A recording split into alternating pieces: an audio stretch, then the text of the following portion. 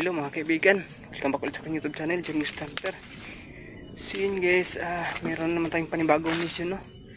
Muli naman tayong sasabak sa isang mission, no? Mission na dito sa bundok na to ay meron naman kasing nangyari na masakir.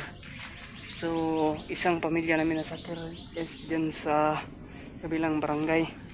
So yun guys, yung mga nakatira doon ay nakabinta ng baka, tapos minasakir naman, no? Tinulis, hold up. At saka yung dalagitan nilang anak ay dinala, so dinukot nila, no? So yun guys, may mga helicopter na naka dito sa bundok, no? Narinig nyo, may helicopter doon dahil sobra na ang ginagawa nila dito. So muli tayong sabak sa isang misyon. So hanapin natin dito, magbabakasakali tayo. Pag may makita tayo ay tatanungin natin kung may nakita ba silang kahina-hina lang mga tao. So medyo matagal tayong hindi nakapag-upload, no? Nasa 1 week ata dahil nilibing pa namin yung kasamahan namin. Nakilibing pa ako sa kasamahan namin na napatay sa engkwento nung inambush kami. So ngayon lang ako makapag explore muli. So abangan nyo lang, no, ang susunod na mangyari. Siya nga pala, may mga product tayo dyan sa baba. So maraming salamat pala, no, sa nag-order sa ating product dyan. So marami tayong mga project dyan na pwede nyo pagpilian.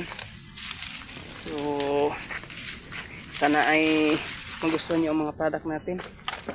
So guys, punta tayo dun sa unahan at ating explore ang buong area. So na guys,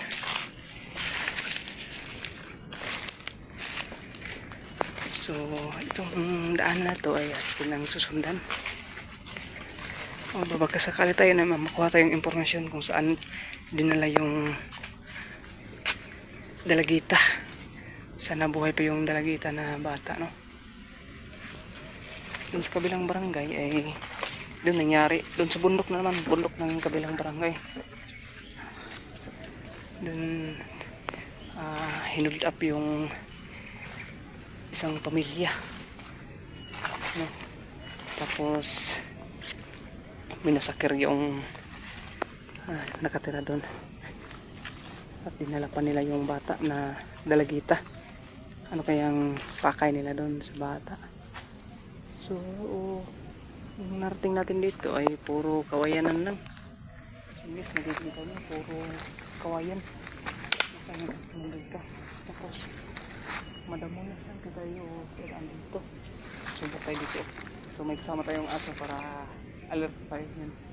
Yan si Itim, pangalan niyan ay Itim. Si Itom yan. Yun guys, yung mga helicopter na nakabaligid, nanghanap sila ng makukuha ng impormasyon. So kawawan man yung bata na nadamay sa kanilang kalukuhan.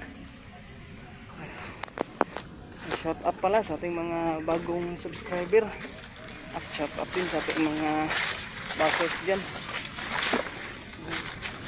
So may daanan dito, ito yung sundan natin. So kailangan natin maging alerto dahil armado sila.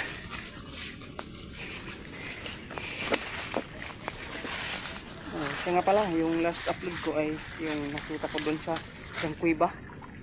So may bangkay doon. So isa sa mga bangkay ng nagmasakir, yung nag-ambush amin doon sa bunganga lang ng kuiba. Hindi kalaliman ng kuiba, mababaw lang, nasa 5 meters lang yung lalim niya. So nandun nakapagod yung isa lang yung tawag doon, bangkay na naagnas na. So dito tayo.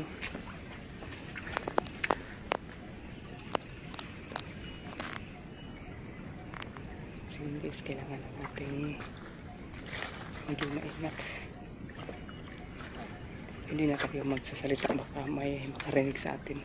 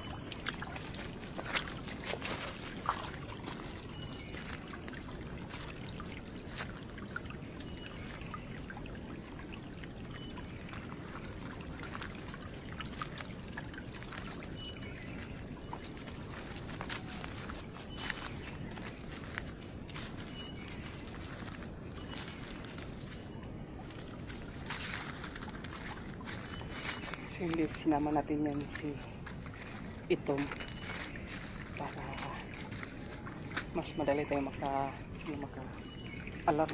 pag may kalaban ay kumakahol yan.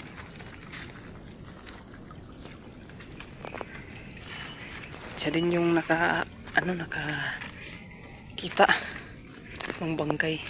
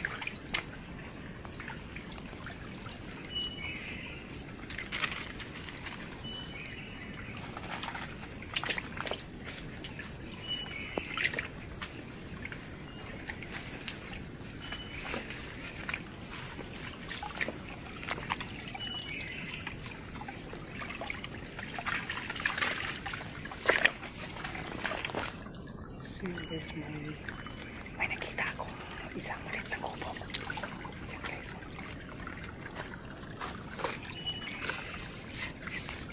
isang maliit na kubo. So, yan, magtatanong tayo. Dalawa na pala, dalawang kubo. So guys, dalawang kubo yung kita. Isa. Isa.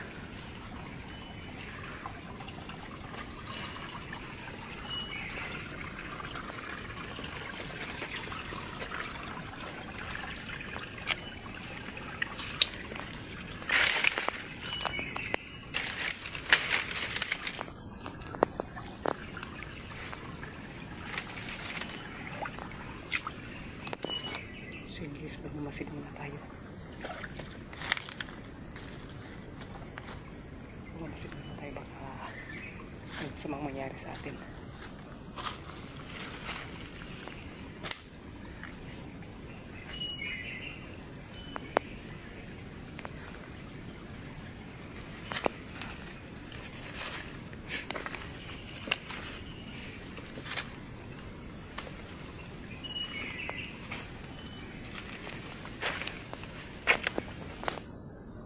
Guys, walang tao, wala akong tao na nakita. Parang walang nakatira dito. Lalapitan natin, susubukan natin tingnan, baka may tao. Pero sa tingin ko parang walang nakatira.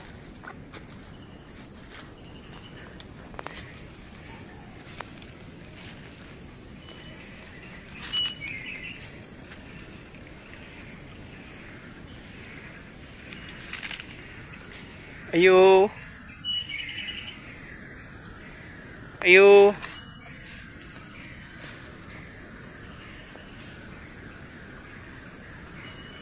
Ayo.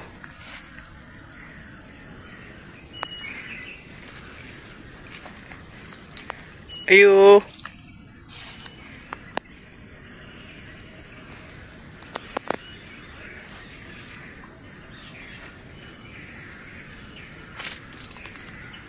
Ayo.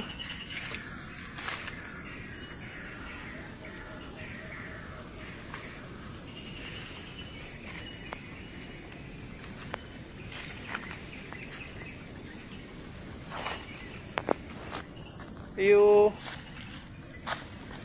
Singgis ko lang ang tao. Walang tao dito.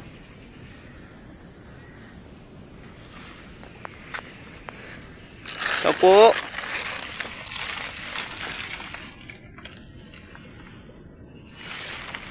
Tingnan nyo guys, may saging. May mga saging dito.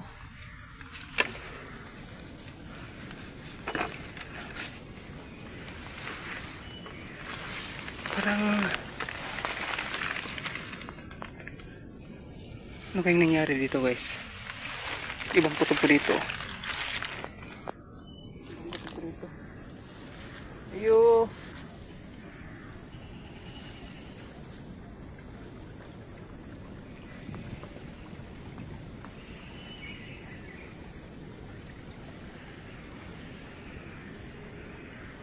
Ayo.